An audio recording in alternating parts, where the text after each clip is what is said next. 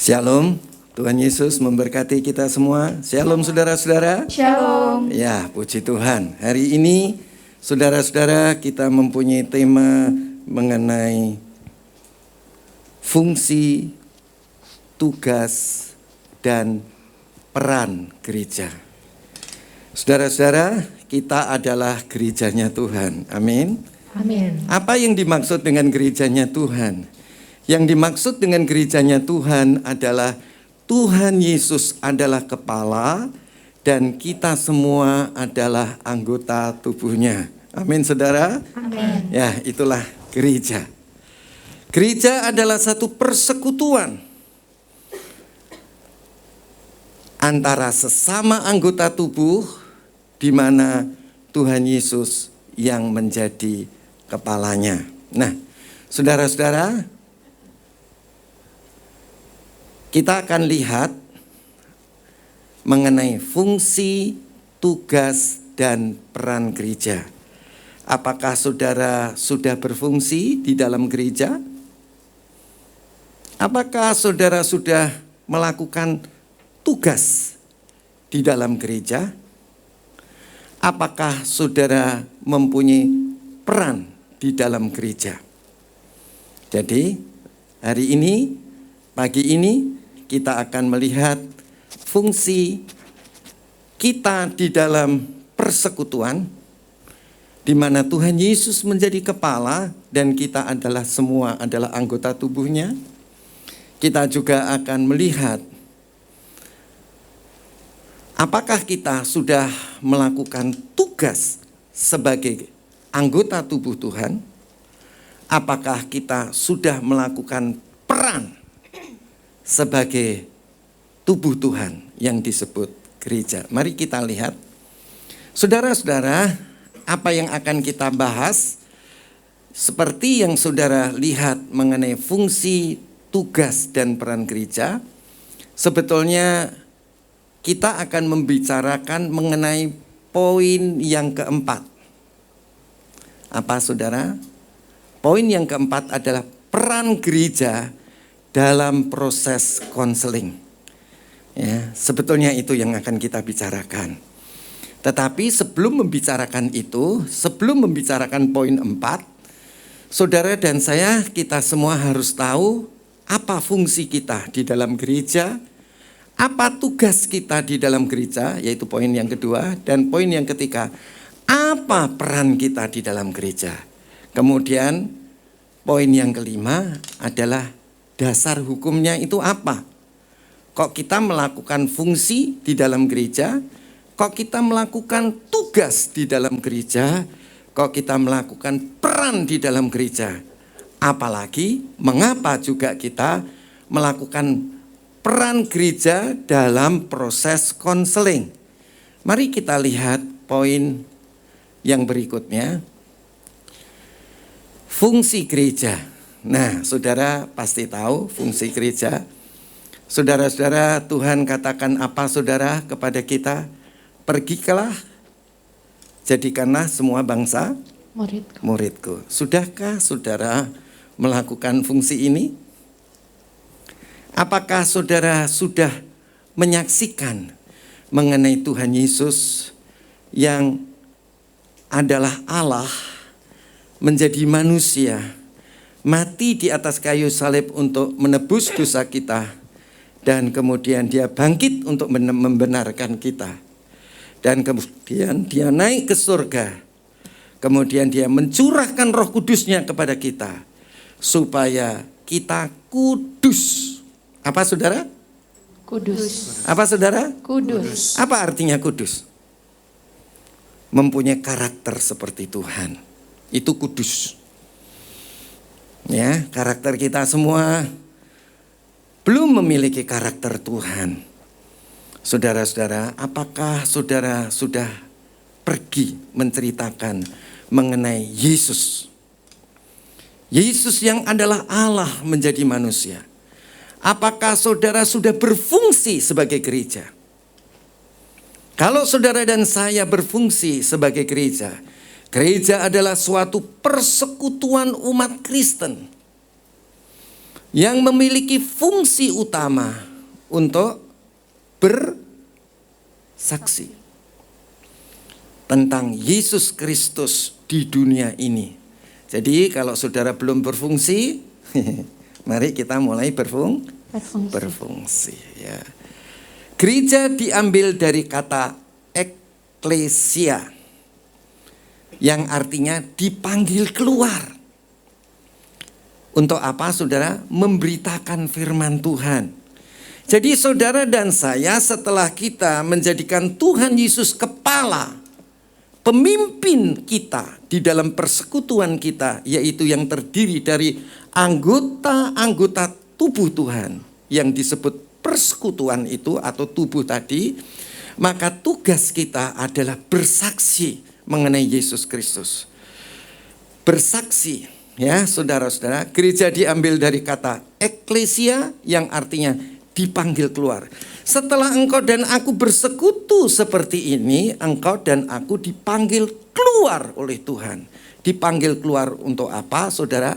Untuk memberitakan firman Tuhan. Firman Tuhan yang seperti apa? Allah mengasihi kita. Karena demikianlah Allah mengasihi isi dunia ini, sehingga dikaruniakan anaknya yang tunggal, supaya barang siapa percaya kepada dia, dia tidak akan binasa, melainkan beroleh hidup yang kekal. Inilah berita yang harus kita sampaikan keluar dari gereja ini ke teman-teman kita, ya, ke orang lain yang belum mengenal Allah di dalam Yesus Kristus. Jadi tugas kita bukan diam. Saya suka sering katakan, jangan punya gelar DRS. Apa itu saudara? Di rumah Di saja. rumah saja ya. Saudara harus keluar. Keluar kemana saudara-saudara? Saudara keluar artinya saudara harus berhubungan dengan orang lain. Siapakah orang-orang yang menjadi komunitas saudara? Kalau itu komunitas saudara adalah orang-orang kantor, beritakan itu kabar baik. Ya, beritahukan ada Allah yang menjadi manusia karena Dia mengasihi kita, supaya barang siapa yang percaya kepada Dia tidak binasa, melainkan beroleh hidup yang kekal. Siapa namanya? Tuhan Yesus. Ya, Tuhan Yesus adalah Allah yang menjadi manusia. Dia telah mati di atas kayu salib. Dia telah bangkit untuk membenarkan kita. Dan Dia telah mencurahkan, memberikan Roh Kudus-Nya supaya kita kudus. Saudara, engkau dan saya sudah menerima Roh Kudus. Amin. Amin. Sudahkah engkau kudus? Amin. Sudah kudus menurut status. Tetapi apakah hidup kita dalam perilaku kita ini kudus? Belum tentu. Dikuduskan dan kudus adalah dua hal yang berbeda. Nah, saudara-saudara, kita semua sudah dikuduskan. Oleh sebab itu kita harus bergaul dengan Roh Kudus supaya hidup kita kudus. Supaya kita mempunyai karakter seperti Tuhan. Itu namanya kudus. Jadi kudus itu apa? Sekarakter dengan Tuhan. Nah, saudara ingat, kita bergereja satu dengan yang lain. Kita jangan sampai hanya dikuduskan, tetapi tidak kudus. Minimal menjadi bagian dari kekudusan, supaya pada akhirnya kita kudus atau kita dimuliakan. Ya, saudara-saudara, sering ditekankan bahwa kita harus bergaul dengan Roh Kudus. Kita harus banyak berdoa di dalam Roh, supaya Roh kita bergerak bersama-sama dengan Roh Kudus, supaya pikiran kita terarah kepada Roh kita. Dan apa yang terjadi? Roh Kudus yang ada di dalam Roh kita akan memimpin kita ke dalam seluruh kebenaran. Roh Kudus yang ada di dalam kita akan memberitahukan kepada kita perkara-perkara yang akan datang. Saudara-saudara, bagaimana hal itu bisa terjadi? Bukankah pikiran kita lebih tertarik kepada daging daripada kepada roh? Kalau saudara berdoa di dalam roh, saudara bergerak, roh saudara bergerak bersama-sama dengan Roh Kudus. Karena ada aktivitas yang tinggi, aktivitas Roh Kudus untuk memimpin kita dalam segala kebenaran, untuk memberitahukan kepada kita perkara-perkara yang akan datang. Maka yang terjadi di dalam roh kita, aktivitasnya jauh lebih tinggi dari aktivitas yang ada di dalam tubuh kita. Saudara-saudara, bagaimana kalau aktivitas di dalam tubuh jasmani kita, daging ini terlalu banyak sekali. Saudara, kita ini anak-anak Allah. Kita adalah anggota-anggota tubuh Allah, di mana kepala kita adalah Tuhan Yesus Kristus. Saudara, kalau ada persoalan di dalam daging, saudara,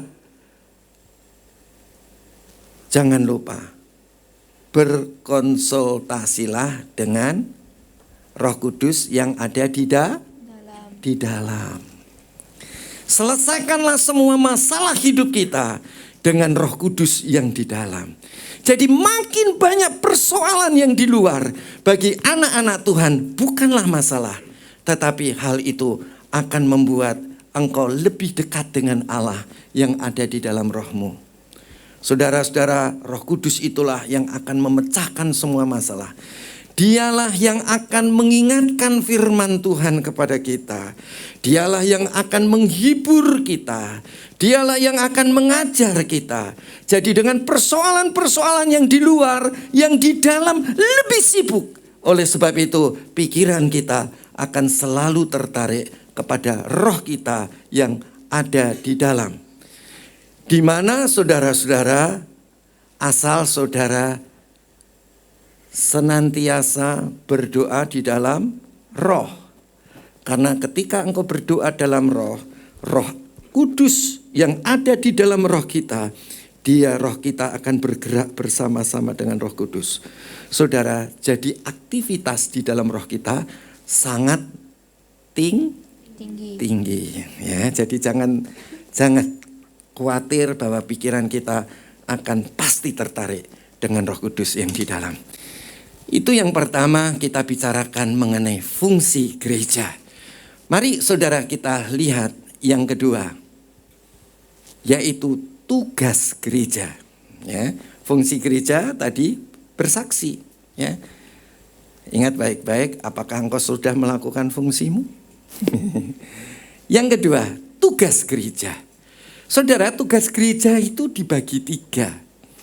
Ya, saudara-saudara, yang pertama bersekutu, yang kedua adalah bersaksi, yang ketiga adalah diakonia. Nah, mari kita akan lihat tugas gereja. Dalam tugasnya, gereja memiliki 3 panggilan di dunia untuk dipenuhi dan dipertanggungjawabkan kepada Allah. Saudara-saudara, ini yang harus kita lakukan. Ini yang harus kita pertanggungjawabkan di hadapan Tuhan. Yang pertama adalah koinonia. Apa yang dimaksud dengan koinonia? Tugas kita adalah bersekutu.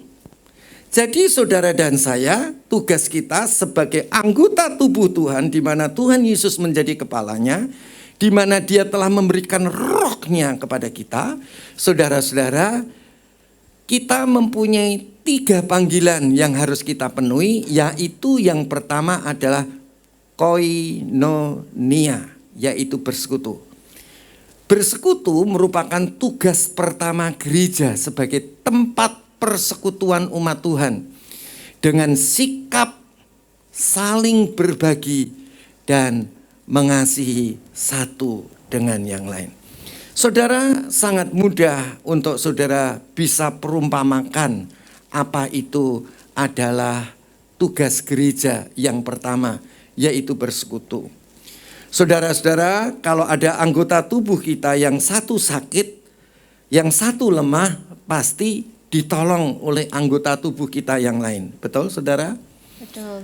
Kalau saudara berjalan kurang punya kesanggupan, saudara-saudara, kalau saudara naik tangga atau turun tangga, siapa yang membantu kaki saudara? Tangan. Ya. Orang tua yang saudara perhatikan lututnya yang sudah kurang bagus. Kalau naik tangga turun tangga, dia pasti membantu kakinya dengan tangannya. Dia berpegangan supaya jangan jatuh. Demikian juga kita, saudara, sebagai bersekutu satu dengan yang lain. Maka kita harus sebagai umat Tuhan harus punya sikap saling berbagi. Bagi apa saudara? Kakinya lemah dibantu tangannya. Demikian juga kita di dalam persekutuan kita ini, saudara ingat. Jangan saudara kalau tidak mampu, saudara diam saja. Saudara harus bilang kepada yang lain, saya tidak mampu. Bantu saya di dalam doa. Jangan saudara hidup sendirian. Karena kita ini gereja, kita ini persekutuan, kita ini anggota tubuh Tuhan yang itu harus mempunyai sikap saling berbagi. Ya, saudara-saudara, berbagi di sini adalah di dalam persekutuan, saudara harus saling mengasihi satu sama lain. Ya, jadi saudara-saudara, kalau saudara bisa menasihati yang lain, nasihatilah. Kalau saudara butuh dinasihati, datanglah untuk minta nasihat. Karena ini saling menolong, saling mengasihi satu dengan yang lain. Firman Tuhan katakan, kalau ada di antara engkau yang mencuri, nasihatilah supaya jangan mencuri lagi. Supaya mereka dapat bekerja keras. Supaya mereka dapat membagi kepada orang lain. Ya, bagus kan saudara? Ya, jadi di dalam persekutuan ini bukan berarti saling mendiamkan. Ya, kebiasaan yang tidak baik harus kita buang. Itu namanya kebiasaan daging, bukan kebiasaan roh. Itu kebiasaan dunia. Bukan kebiasaan roh, bukan karakter roh, bukan karakter Kristus. Ya, karakter Kristus itu mesti saudara kalau ada orang lain mesti diperhatikan. Diperhatikan untuk apa? Dikasihi. Ya, untuk apa saudara? Supaya kita bisa membangun, menasihati dan menghibur orang lain. Orang itu kok datangnya telat. Nah, saudara-saudara, saudara lihat, oh datangnya telat. Itu bentuk kasih untuk saling mengasihi. Karena kalau ada orang terlambat, itu pasti ada masalah. Masalah apa saudara? Ya masalahnya banyak. Bisa masalah jasmani, bisa masalah jiwani, bisa masalah rohani. Saudara paham apa yang saya katakan? Paham. Ya, mungkin tubuh saudara sakit. Oh, itu masalah jasmani. Mungkin saudara lagi susah. Itu jiwani. Saudara, mungkin kehidupan saudara nggak dekat sama Tuhan. Sehingga tidak ada rasa haus, lapar, dan dahaga kepada Tuhan. Itu masalah rohani.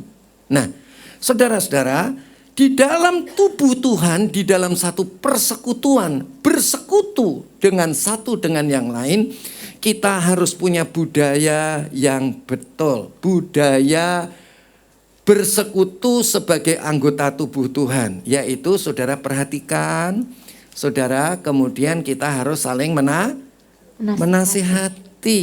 Ya, saudara-saudara dideketin yang baik-baik, ya. Kemudian lihat masalah kehidupan sehari-harinya. Apakah itu masalah jasmani? Apakah itu masalah jiwani? Ataukah itu masalah rohani? Ya, saudara, mau jasmani nggak ada masalah.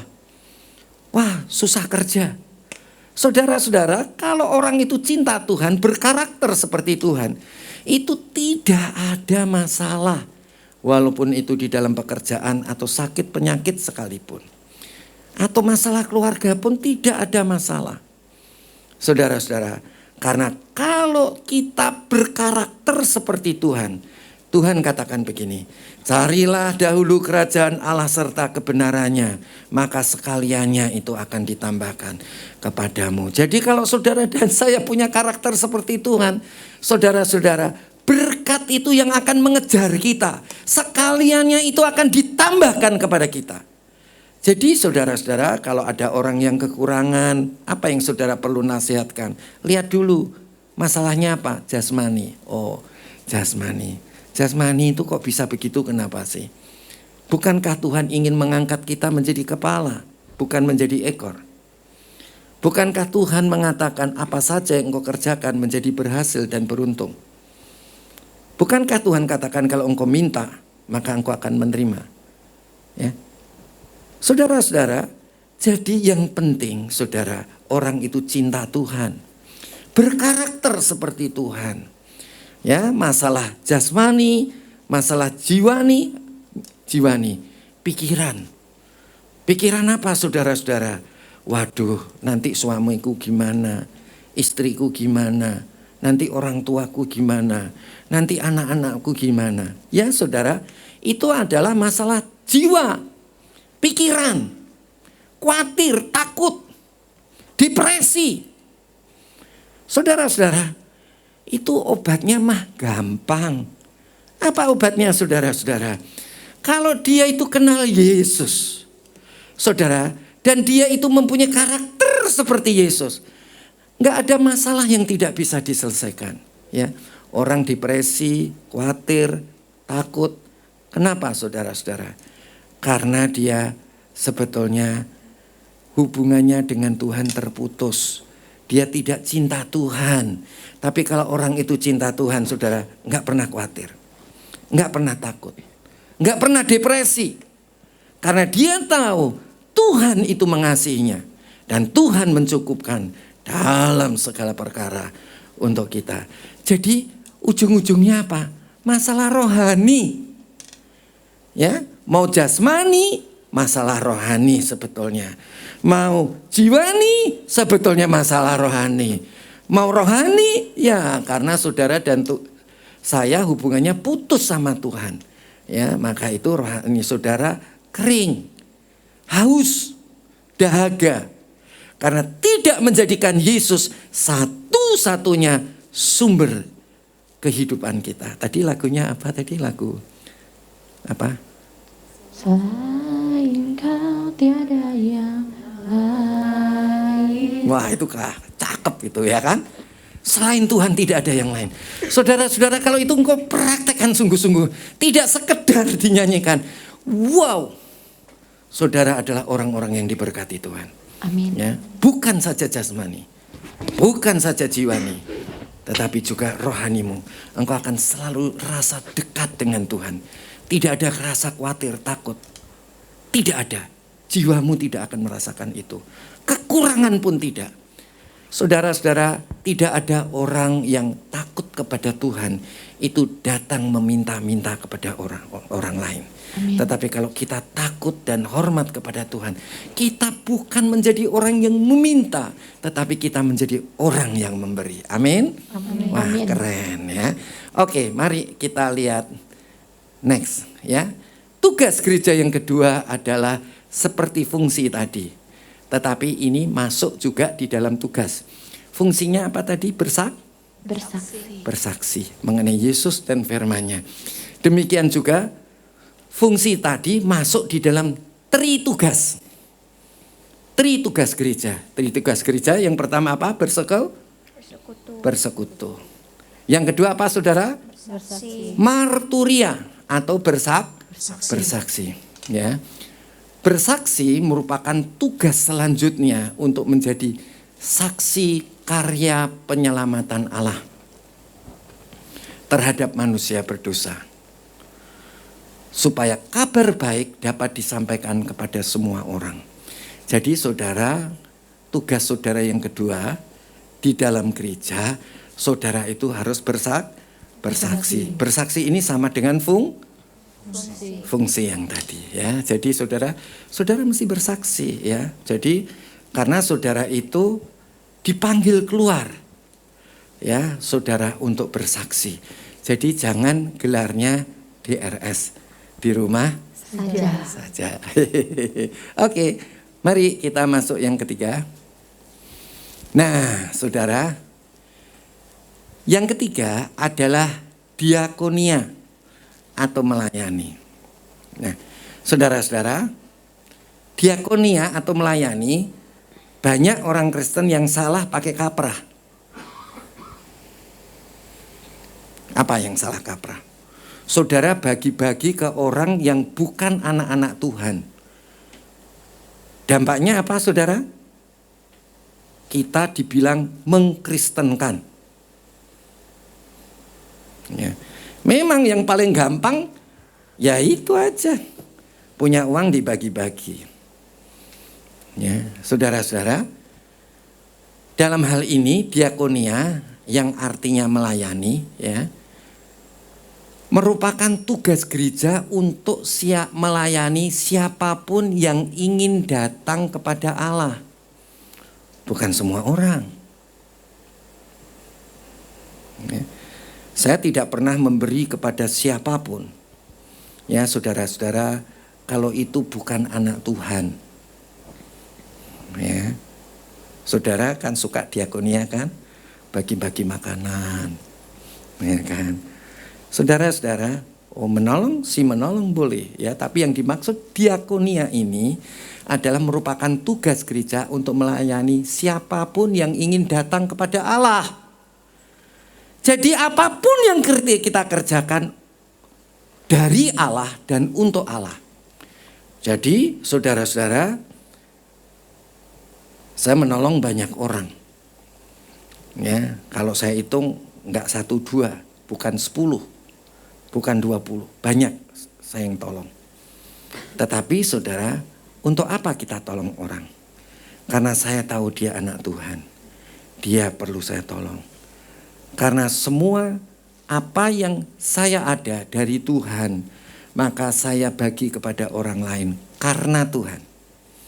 Ya, jadi tahu ya saudara alasannya? Jadi kalau ada anak Tuhan yang kekurangan, ya saudara-saudara, sedangkan saudara kalau saudara teliti baca Alkitab, itu bukan sengawur seperti kita sekarang.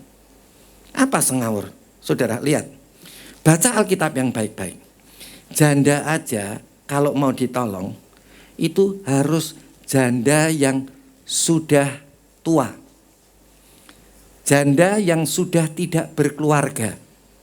Nah, ya kan, jelas kan? Halo? Paham ya saudara ya? Bukan bagi-bagi. Ya, nanti dibilang mengkristenkan.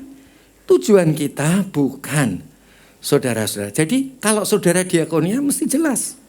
Diakonia itu ke siapa? Anak yatim. Nah, boleh ya saudara. Anak yatim. Saudara, tadi kalau janda yang apa saudara? Tua. Yang sudah tua. Tapi kalau keluarganya itu mampu, itulah biar ditanggung oleh keluarganya. Jangan membebankan gereja. Ya, itu Alkitab yang bilang. Bukan saya yang bilang. Gimana kalau anak yatim?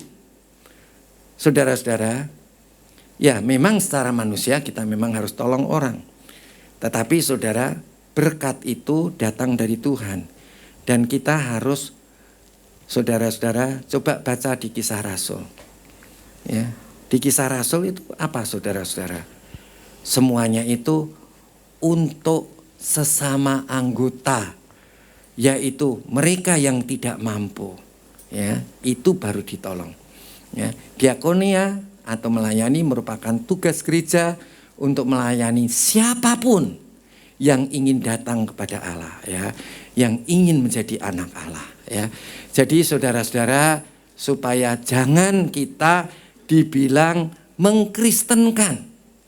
Tapi kalau mereka mau jadi anak Tuhan, kita bantu mereka supaya mereka jangan kekurangan. Ya, karena kita adalah sesama tubuh Tuhan. Ya. Oke, itu adalah tugas kita. Ya. Kemudian mari kita lihat saudara-saudara peran gereja. Nah, sekarang masuk ke peran gereja. Oh, oke lah, ini tugas gereja. Gereja harus memberikan teladan untuk melayani. Karena Yesus sebelumnya sudah melayani kita terlebih dahulu. Ketiga tugas itu disebut dengan yang saya katakan tadi, tritugas gereja. Yang tidak terpisahkan satu dengan yang lain. Ya. Jadi apa saudara tadi? Bersekutu, kemudian apa? Bersaksi, kemudian? Melayani. Itu tiga yang menjadi satu yang tidak terpisahkan. Menjadi satu, kemudian diutus keluar untuk bersaksi, terus yang di dalam sendiri ini harus saling melayani. Ya, oke. Next. Dengan adanya tritugas ini, gereja menjadi dinamis. Saudara pernah baca Alkitab di Kisah Rasul-Rasul? Waktu itu mereka terjadi kurang enak di dalam persekutuan mereka. Tetapi akhirnya Rasul-Rasul memutuskan untuk memberikan 7 orang, memilih 7 orang untuk memperhatikan anak yatim dan ibu-ibu janda, ya, saudara, orang-orang miskin, ya. Jadi saudara-saudara termasuk yang namanya Stefanus. Dan saudara tahu Stefanus itu sendiri, kemudian dia bersaksi dan dia mati dibunuh dirajam dengan batu. Dan Rasul Paulus pun waktu belum menerima Yesus, dia menyaksikan dan menyetujuinya, ya.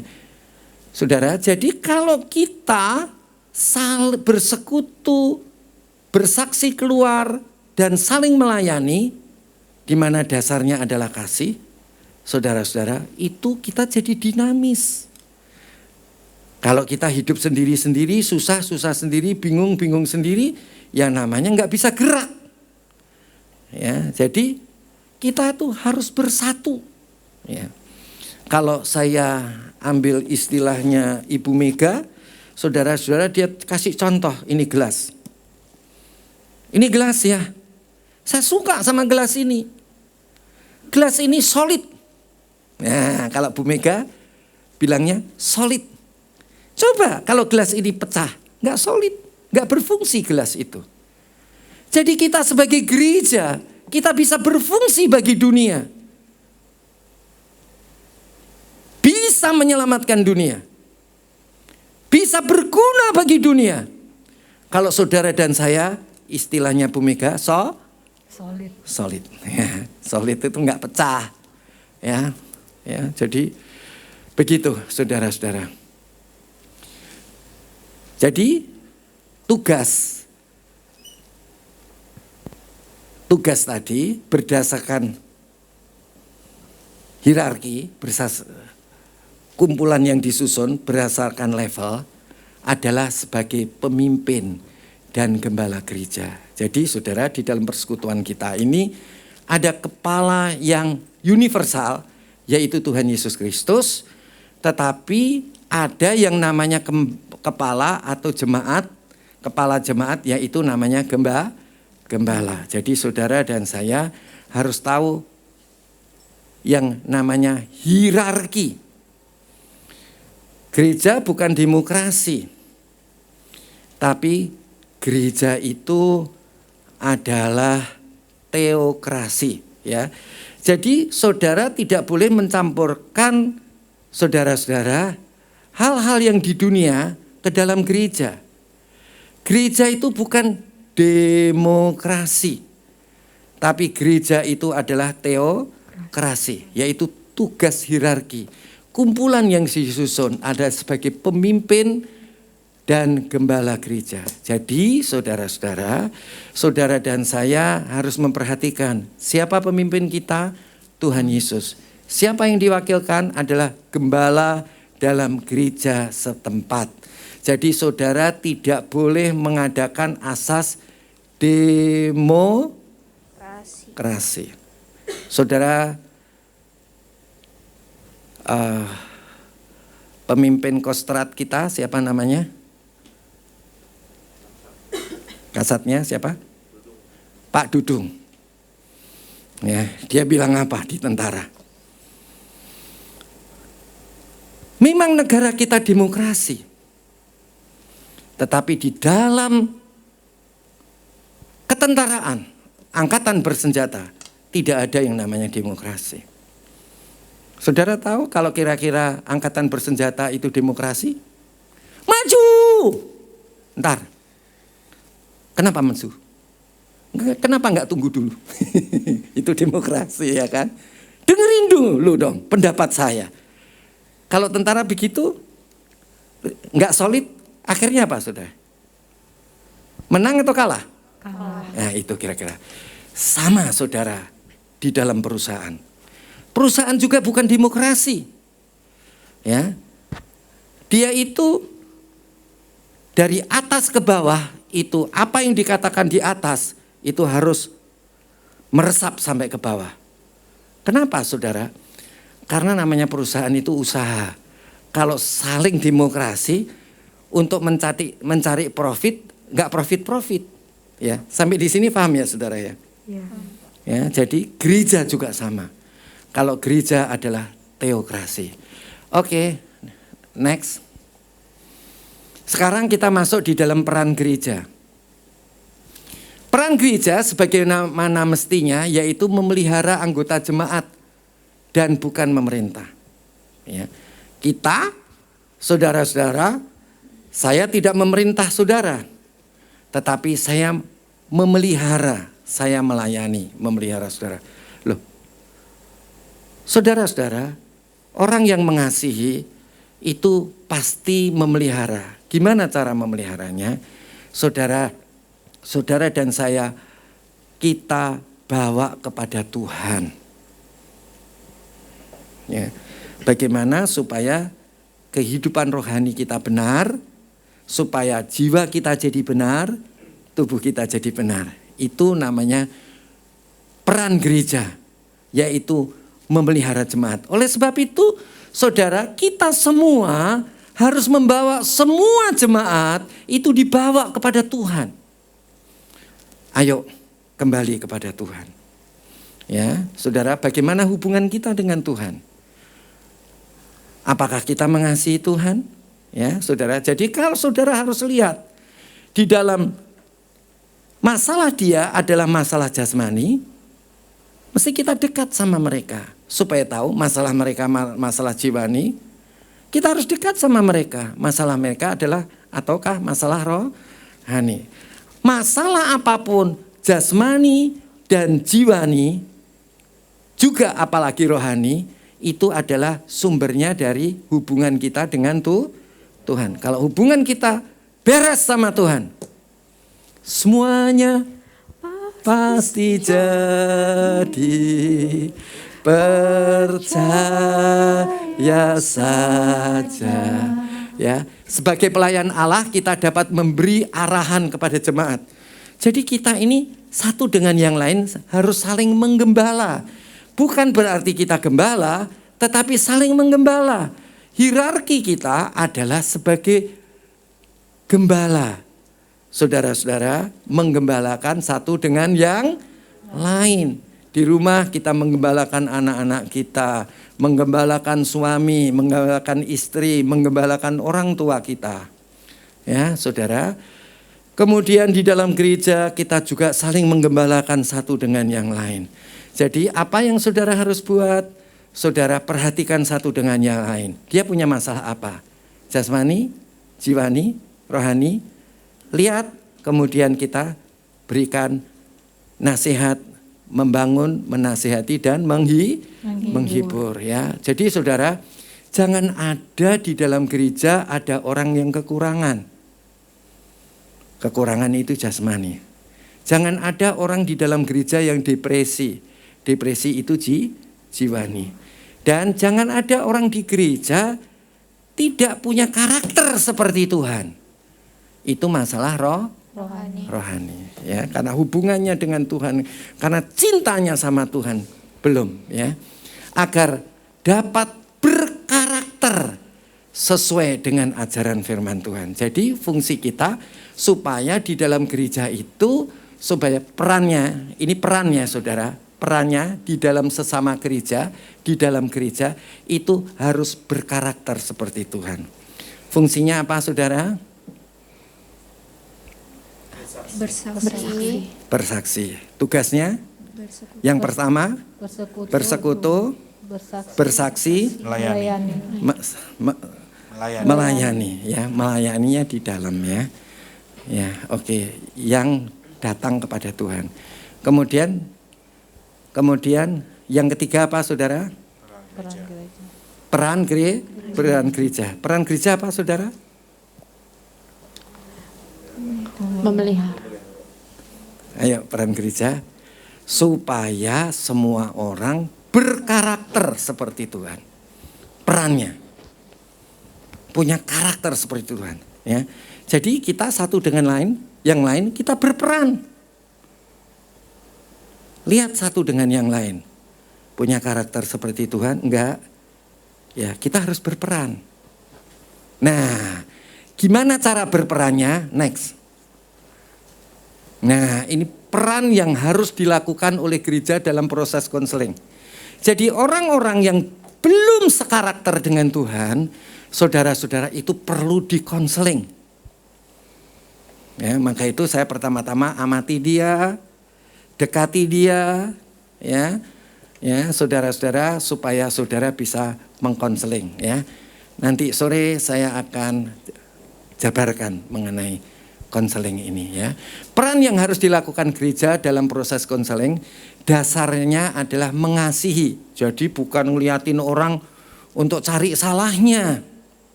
Bukan. Karena mengasihi. Dasarnya apa saudara? Kasih ya. Bukan untuk menghakimi. Menasihati. Membangun, menasihati dan menghibur. Menolong satu dengan yang lain. Itu dasarnya itu kasih ya. Supaya jemaat atau siapa saja yang mau datang kepada Yesus Kristus dapat berkarakter seperti Tuhan Yesus. Next. Nah, mengapa demikian dan apa dasar hukumnya ya? Kelihatannya waktunya nggak cukup. Saya nanti saudara bisa lihat sendiri di YouTube, saudara. Dasarnya firman Tuhan di dalam 1 Petrus pasal 5 ayat kedua, gembalakanlah domba-dombaku. Atau nggak mungkin untuk dibaca. Jadi memang prinsipnya Tuhan itu minta supaya satu dengan yang lain kita saling menggembala. Jangan dicuekin saudara. Kita harus menggembala. Ya, kok karakternya nggak bener ya? Kenapa ini? Jasmani, jiwani, atau rohani? Ya kan, gampang kan? Terus yang poin yang kedua, jadikanlah semua bangsa muridku. Saudara-saudara, kalau saudara-saudara karakternya ada yang nggak beres, setelah dia digembalakan, saudara mesti dimuridkan supaya jadi murid Tuhan. Ya, oke. Yang ketiga, tadi di dalam 1 Korintus 14 ayat yang ketiga, saling membangun, menasehati dan menghibur. Loh, saudara-saudara, lagi berdoa dalam bahasa roh, lagi menafsirkan bahasa roh, lagi bernubuat saja, lagi menerima penglihatan, lagi menerima hikmat Tuhan, lagi menerima membedakan roh, lagi saudara-saudara menggunakan imannya supaya orang lain percaya kepada firman Tuhan, lagi saudara-saudara melakukan kesembuhan dan mujizat, saudara, semuanya untuk membangun, menasehati dan menghibur, bukan untuk pamer. Amin saudara. Next. Yang keempat, Galatia 6 ayat 1. Yang rohani memimpin ke jalan yang benar, di dalam roh yang lemah lembut, sambil jaga diri sendiri supaya jangan kena pencobaan ya. Saudara, mesti saudara itu kalau saudara rasa lebih rohani, dan kita harus berlomba-lomba satu dengan yang lain. Ya, saudara, kita harus memimpin orang yang berkarakter kurang bagus tadi dengan roh yang lemah lembut tapi sambil jaga diri. Gimana supaya mereka peran gereja, ya, peran gereja di dalam konseling. Saudara, peran gereja, lihat karakternya. Begitu engkau lihat karakter, saudara-saudara, engkau yang lebih rohani harus memimpin orang lain ke jalan yang benar. Dengan roh yang lembah lembut, tapi harus menjaga diri sendiri, jangan sampai kena pencobaan. Habis ini saya share yang semua yang ada di sini, saya taruh di PC ya. Saudara kalau mau catat ya silahkan, nggak apa-apa. Ya, nanti Mariana yang akan buat wartanya yang lebih detail, saudara. Tapi poin-poin ini saudara bisa baca di PC nanti ya. Yang kelima, saudara-saudara, kalau ada orang yang karakternya tidak seperti Tuhan, bertolong-tolonglah menanggung bebanmu. Jadi kalau ada orang yang karakternya nggak bagus, nggak seperti Tuhan, jangan dicuekin. Masa bodoh, biarin. Saudara-saudara, sebelum mereka menolak, saudara harus lakukan itu. Ya, bertolong-tolonganlah menanggung bebanmu. Ya, ini karena kasih. Next. Selama disebut hari ini hari ini atau hari besok? Atau hari lalu? Kan hari ini tetap hari ini kan? Selama disebut hari ini, poin yang ke-6, hendaklah kamu saling menasihati. Loh ya kan? Jadi saudara, kita harus saling menasihati. Kita harus saling membangun. Ya, saudara-saudara, di era sekarang untuk saling menasihati atau saling minta nasihat, saling minta advice, itu susah loh saudara. Ya kan? Ya kan? Betul apa enggak? Betul. Ya. Masa saya ini minta nasihat dari Abel, saudara. Orang baru. Betul kan, Bel? Iya kan? Iya kan? Iya, Om. Saya minta nasihat dari Iren. Kenapa yang senior-senior enggak saya mintain nasihat? Sibuk. Ya, saudara bisa nangkep ya, saudara. Jadi saudara, kita kurang care satu dengan yang lain. Ya, selama disebut hari ini hendaklah kamu saling menasihati, Ibrani 3 ayat 13. Ya kan, kita sibuk kan? Matius 5 ayat 13, jadilah garam dunia. Kita ini satu dengan yang lain. Kalau orang tidak punya karakter seperti Tuhan, garami. Kasih teladan. Ya, saudara-saudara, doa pagi. Jangan yang senior tambah ambles. Ya, doa malam. Nongol ambles. Ya, itu namanya tidak memberi teladan. Zoom. Pada hilang mukanya semua. Ya. Yang senior mukanya hilang. Yang baru juga hilang mukanya. Saya cari mukanya kemana, ya kan? Apakah sudah kena pocong gitu ya? Nah, saudara-saudara. Jadi saudara dan saya, kita harus tahu menggarami dunia, menerangi dunia. Dunia itu, ya betul, dunia itu dunia di luar. Tapi yang di dalam ini orang yang karakternya, ya sudah tidak sekarakter dengan Tuhan, itu juga perlu diterangi, perlu digarami. Dan yang poin ke-9, kasihilah Tuhan Allahmu.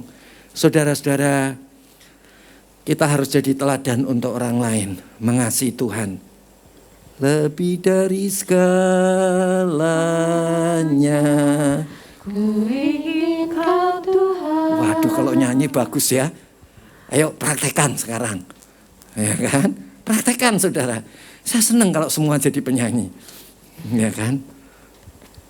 Ya kan saudara? Wah, semua jadi penyanyi, bagus. Ya, karena yang diucapkan bagus-bagus.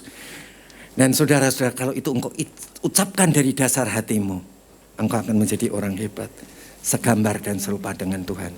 Poin yang ke-10 yang terakhir, kasihilah sesamamu manusia seperti dirimu sendiri dalam Matius 22 ayat 39 dan 40 ya. Saudara-saudara, kita harus juga jadi teladan untuk mengasihi orang lain. Mari kita tutup mata kita. Seperti Yesus, seperti Yesus. Saya mau seperti Yesus.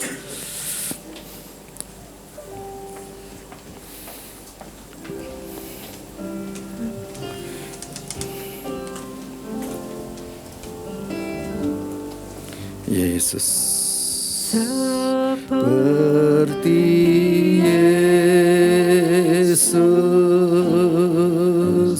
seperti Yesus. Saya mau seperti Engkau. Saya mau seperti Yesus dalam jalanku sampai ke surga, dalam jalanku. Mari kita bangkit berdiri sampai ke surga. Mari kita mempunyai karakter Tuhan.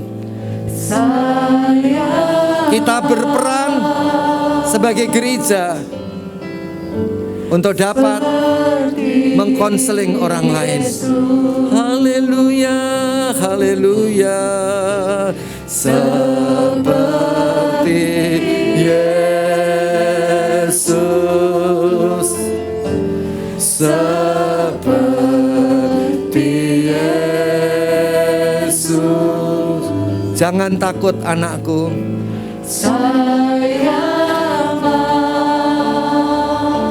Apa yang telah aku sampaikan kepadamu, engkau dapat melakukannya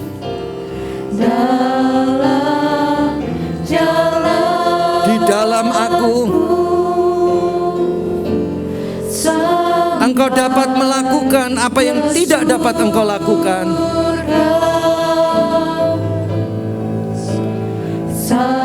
Di dalam aku engkau lebih dari seorang pemenang.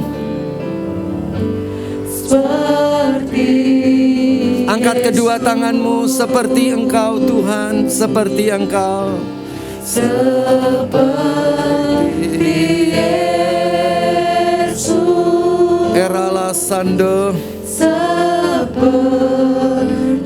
Yesus. Enorolo sande. Enarala sande. Seperti Yesus. Enarala sando. Dalam jalanku engkau dapat melakukannya. Sampai engkau sudah menerimanya. Dalam nama Tuhan Yesus, engkau dapat memiliki karakter seperti Tuhan dan menolong orang lain. Seperti Yesus, saya rasakan hadirat Allah.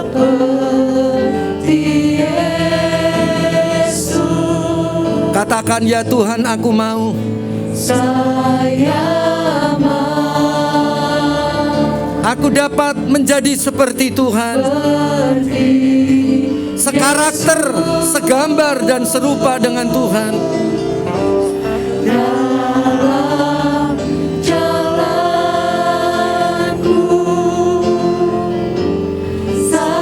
Anakku, aku mengasihi engkau. Menyediakan semuanya itu bagimu. Engkau sudah menerimanya sekarang. Terimalah. Lakukanlah. Terima kasih Tuhan. Kami dapat seperti Engkau, sekarakter, segambar dengan Tuhan. Kami mengangkat tangan kami menyambut sepenuhnya di dalam hati kami.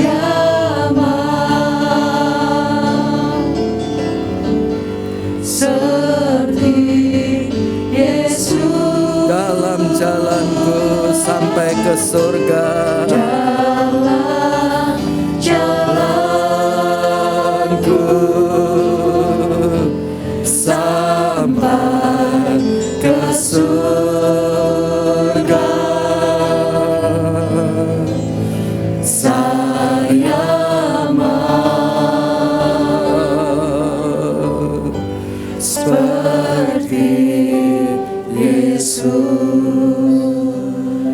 Terima kasih Bapa, kami telah menerimanya dan kami telah berikrar untuk membagikannya, supaya di dalam seluruh tubuhmu, di dalam persekutuan kami,